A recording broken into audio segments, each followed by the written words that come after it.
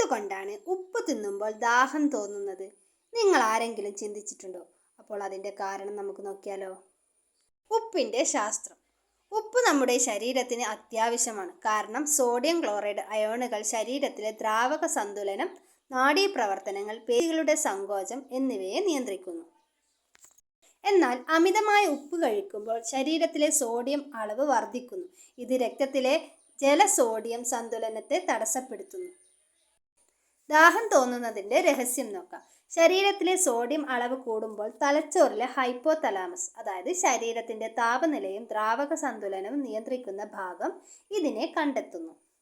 ഈ അസന്തുലനം പരിഹരിക്കാൻ ADH എന്ന ഹോർമോൺ പുറപ്പെടുവിക്കുന്നു. ഇത് വൃക്കകളെ കൂടുതൽ വെള്ളം ശരീരത്തിൽ നിലനിർത്താൻ നിർദ്ദേശിക്കുന്നു.